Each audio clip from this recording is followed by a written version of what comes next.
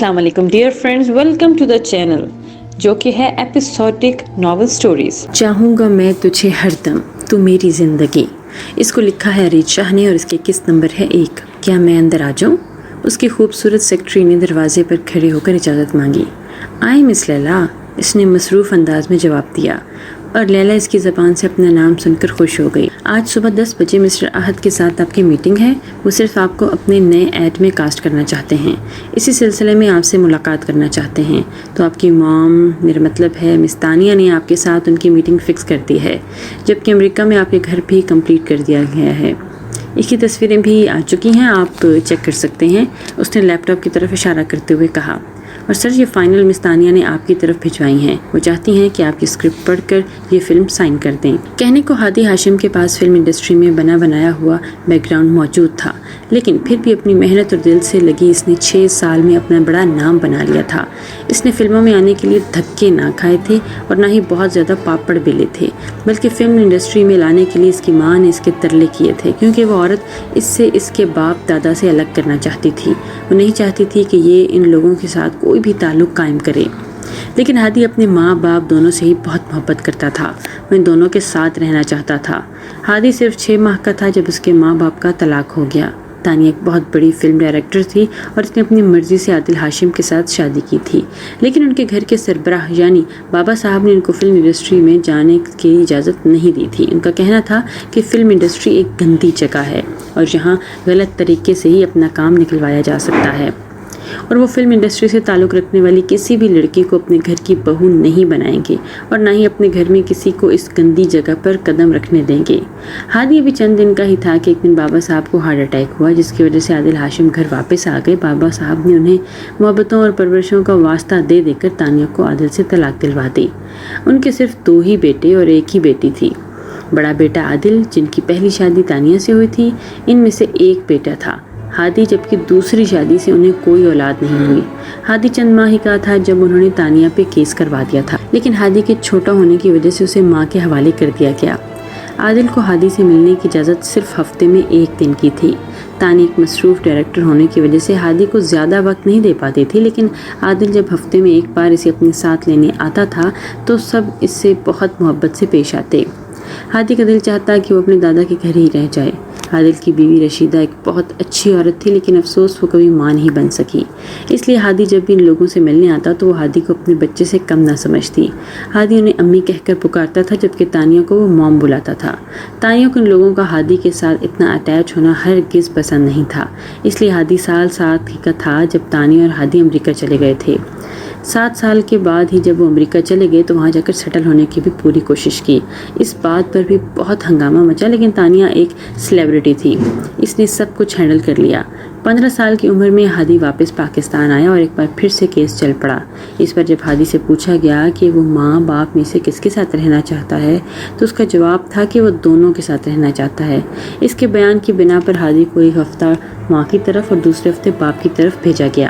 بابا صاحب کے دوسرے بیٹے بلال کی 2 بیٹیاں تھیں، بڑی بیٹی حورین، اس سے 4 سال چھوٹی ہانیہ، جبکہ ان کے پھپھو سکینہ کی 1 بیٹی اور 1 بیٹا تھا۔ اس طرح ہادی ہاشم جو ہے ہاشم خاندان کا اکلوتا وارث بن گیا۔ 15 سال کی عمر میں جب ہادی پہلی بار اپنے دادا کے گھر آیا تو 6 سال کی ایک چھوٹی سی پری آئی ہیٹ یو کہہ کر اس کا ویلکم کیا۔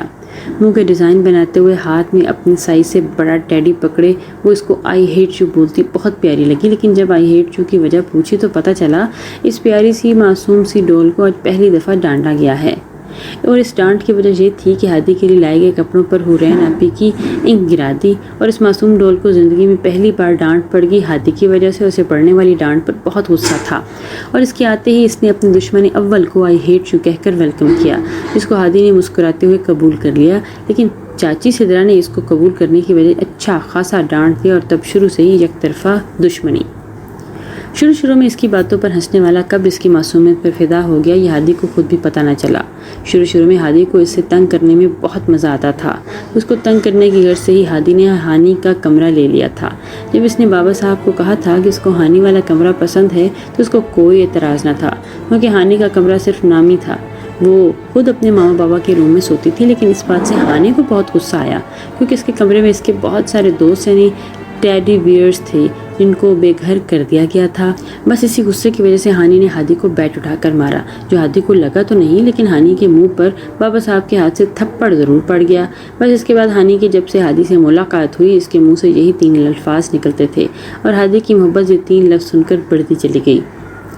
ہادی کو ایکٹر بننے میں کوئی خاص انٹرسٹ نہیں تھا، لیکن اپنی ماں کے آنسو دیکھ کر اس نے یہ فیصلہ کیا تھا۔ تانیہ ہر حال میں ہادی کو ہاشم خاندان سے دور رکھنا چاہتی تھی، لیکن اب یہ ناممکن ہے کیونکہ اپنی دلی وابستگی کے بارے میں وہ اپنی ماں سے شیئر کر چکا تھا۔ لیکن وہ یہ بھی جانتی تھی کہ ہادی سے 9 سال چھوٹی لڑکی کا ہادی کے ہاتھ میں کبھی نہیں تھمایا جائے گا، اس لیے اس معاملے میں بالکل بے فکر ہو چکی تھی۔ وہ ہادی کو بالکل فارغ نہ بیٹھنے دیتی، کبھی فلم تو کبھی ڈرامہ تو کبھی ٹی وی ایڈز، جس کی وجہ سے ہادی کو اکثر ہی ملک سے باہر رہنا پڑتا۔ بابا صاحب پہلے تو ہادی کے فلم انڈسٹری میں ہونے کے بہت خلاف تھے، لیکن نہ جانے کیوں ہادی کے معاملے میں ان کا دل بہت نرم تھا، اس لیے انہوں نے ہادی کو ایکٹنگ کی بھی اجازت دے دی۔ ماما، آپ نے امریکہ میں میرے نام سے گھر کیوں لیا، جبکہ میں آپ کو بتا چکا ہوں کہ میں پاکستان نہیں چھوڑوں گا؟ نہیں ہادی، تم نے کہا تھا اگر تمہارے دادا نہیں مانیں گے تو تم میرے ساتھ امریکہ چلے جاؤ گے، تو اب تم اپنی بات سے کیوں مکر رہے ہو؟ تانیہ کو اس پر غصہ آ رہا تھا۔ ماما، میں اپنی بات سے مکر نہیں رہا، میں نے کہا تھا اگر بابا صاحب نے میری بات نہ مانی تب میں پاکستان چھوڑ دوں گا، لیکن آپ تو پہلے ہی سے ساری تیاریاں کر رہی ہیں، آپ کو اتنا یقین کیسے ہے کہ بابا صاحب میری بات نہیں مانیں گے؟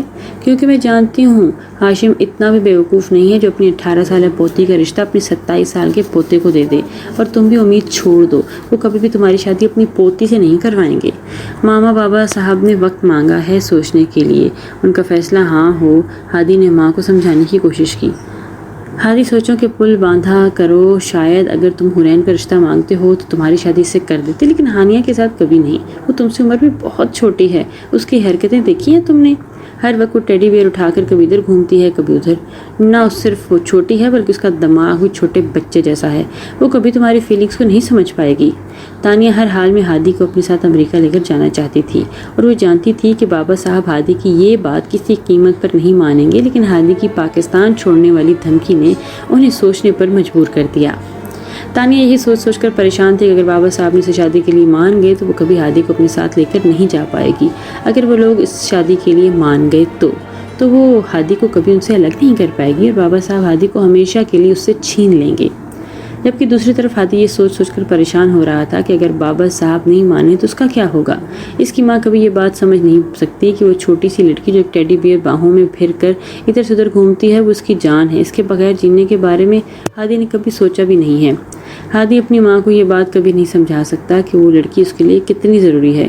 وہ نہیں سمجھ پا رہا تھا کہ اپنی ماں کو کیسے یہ بات سمجھائے کہ ہادی نے جب سے ہوش سنبھالا ہے اسے اپنے لیے ہی سوچا ہے۔ کب ہادی کے جینے کی وجہ بن گئی ہے ہادی خود بھی نہیں جانتا تھا، جو جب بھی اس کے سامنے آتی آئی ہیٹ یو بول کر نکل جاتی، اور ہادی ہر گزرتے لمحے کے ساتھ یہ I hate you I love you میں بدلنے کا انتظار کرتا۔ ہادی کو یہاں 1 مہینہ گزر چکا تھا، اس بار وہ کراچی کچھ ایڈس کے سلسلے میں آیا تھا۔ آنے سے پہلے اس نے بابا صاحب سے ہانی کے بارے میں بات کی تھی، اور اب ہر پل کے ساتھ یہ دعا مانگ رہا تھا کہ جب وہ واپس جائے تو بابا صاحب ہاں کر دیں۔ بابا صاحب نے اپنی ساری جائیداد کے کاغذات بنوائے تھے تاکہ وہ سب کچھ اس کے اصلی حقدار یعنی کہ ہادی کے نام کروا دیں۔ سب کچھ ہادی کے نام کروانے کا مطلب یہ نہیں تھا کہ وہ اپنی پوتیوں کو کچھ نہیں دے رہے، انہیں اپنی پوتیوں کا بھی پورا خیال تھا، لیکن اب انہیں سمجھ نہیں آ رہا تھا کہ جو بات ہادی کر کے گیا ہے اس کا وہ مطلب نکالیں، کیونکہ ہادی نے صرف لفظوں میں دھمکی دی تھی کہ وہ پاکستان چھوڑ کر ہمیشہ کے لیے امریکہ شفٹ ہونے والا ہے۔ بابا صاحب کو جب یہ بات پتہ چلی تو انہوں نے افسوس ہوا، وہ نہیں چاہتے تھے کہ ان کا پوتا ان سے دور جائے، اور یہ بات انہوں نے ہادی کے سامنے کہہ دی، لیکن اس کے بعد جو بات ہادی نے کہی وہ ماننا بھی ان کے لیے آسان نہ تھی، کیونکہ ان کی لاڈلی پوتی ہانی ہادی کے نام سے بھی چڑھتی تھی۔ اگر وہ حورین کو مانگتا تو وہ خوشی خوشی اسے دے دیتے، کیونکہ حورین ایک بہت سمجھدار بچی تھی اور ہادی کے ساتھ اس کی دوستی بھی کمال کی تھی۔ بابا صاحب تو یہی سمجھتے تھے کہ حورین ہادی میں انٹرسٹڈ ہے، لیکن جہاں جو معاملہ سامنے آیا تو کچھ اور ہی تھا، اور جو بھی تھا وہ ہادی کو خود سے دور نہیں کرنا چاہتے تھے، اور یہ بھی جانتے تھے کہ ہانی کے سامنے ہادی کا نام لینا بھی قیامت ہے، کیونکہ کچھ دن پہلے انہیں اڑتی ہوئی یہ خبر ملی کہ جو ڈراؤنا ٹیڈی بیئر حورین ہانی کو ڈرانے کے لیے لائی تھی، اس گندے سے ٹیڈی بیئر کا نام اب سے ہادی ہے۔ इतने अरसे से बाबा साहब जिन लड़ाइयों को बहुत एंजॉय करते थे, अब यही लड़ाइयाँ उनके सामने सबसे बड़ा मसला बनकर सामने आई थी। ये बात अलग है कि ये सारी लड़ाइयाँ एक तरफा थीं। हाँ, अपने पास से ही बनाती थी हानि। हादी ने कभी हानि से लड़ाई नहीं की, बल्कि वो तो उसकी बातों पर हमेशा से हंसता आया था। और हानि हमेशा बाबा साहब से ये शिकायत करती थी कि हादी लड़ रहा है, लेकिन हादी खुद हानि को छेड़ता था।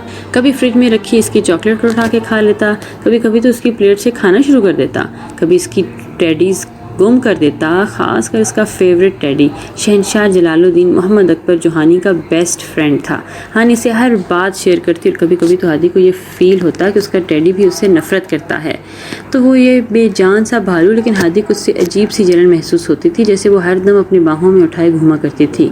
हादी जानबूझकर इसको ऊंची से ऊंची जगह पर रख देता, क्योंकि हानि की हाइट बहुत कम थी। और फिर हानि खूब शोर मचाती, सारा घर सर पर उठा लेती, और अगर इसको टेडी कोई ना उठा कर देता तो रोना शुरू कर देती, और इसकी रोती शक्ल देखकर वो इसका टेडी इसे वापस कर देता। हानि को बहुत खूबसूरत ना थी, लेकिन उसके मुकाबले में इसकी बहन हुरैन बहुत ज़्यादा खूबसूरत थी। लेकिन इसकी मासूमियत और शरारतों पर हादी दिलो जान से कुर्बान था। हादी की फ्रेंड लिस्ट बहुत बड़ी थी, कितनी ही लड़कियां थीं जो उसके एक झलक पर मर मिटती थी, लेकिन हादी कई सालों से एक ही लड़की पर मर मिटा था और अब इसके लिए कुछ भी करने को तैयार था। हादी बाबा साहब से बहुत मोहब्बत करता था और इनको कोई परेशानी नहीं देना चाहता था, लेकिन वो हानि के मामले में कोई भी रिस्क नहीं ले सकता था। बस वजह यही थी कि उसने बाबा साहब को पाकिस्तान छोड़ने की धमकी दी थी। इस हफ्ते हादी वापस आ रहा था और अभी तक बाबा साहब ने इस बारे में हानि से कोई बात नहीं की थी। वो समझ नहीं पा रहे थे कि आखिर हुरैन से पहले वो हानि की शादी की बात कैसे करें। ये बात करने के लिए उन्होंने दोनों बेटों को अपने पास बुलाया, जहां आदिल ये बात सुनकर खुश हो गया कि उनका बेटा हमेशा उनके पास रहेगा। वहीं बिलाल के चेहरे पर परेशानी थी। लेकिन बाबा साहब, ये कैसे मुमकिन है? हानि अभी बच्ची है, हादी से शादी करने के लिए कभी नहीं मानेगी। आप जानते तो हैं वो दोनों दुश्मनों की तरह लड़ते हैं। आप कह रहे हैं कि हानि हादी से मोहब्बत करता है, और अगर बात हुरैन की होती तो मैं इसका रिश्ता भी दे देता। दोनों एक दूसरे को समझते हैं, लेकिन हानि बाबा साहब, हानि बहुत छोटी है, अभी कोई छोटी बच्ची नहीं है, माशाल्लाह से 18 साल की है। लोग सिर्फ 13 साल की बच्ची ब्याह देते हैं और मैं कौन सा भी शादी करवा रहा हूँ। सिर्फ निकाह की बात चल रही है, हम अभी रुखसती नहीं कर रहे, सिर्फ निकाह करते हैं और रुखसती हुरैन की शादी के साथ करेंगे। ये कहकर वो बिलाल की तरफ देखने लगे, जिसे अब वो बिलाल से जवाब के मुंतज़िर हों। ठीक है बाबा साहब, आप मेरे बच्चों के बारे में मुझसे बेहतर जानते हैं, उन्होंने फर्माबरदारी का सबूत देते हुए कहा, और जिस पर बाबा साहब ने खुश होते हुए दोनों बेटों को अपने सीने से लगाया। अब उन्हें हानि का सामना करना था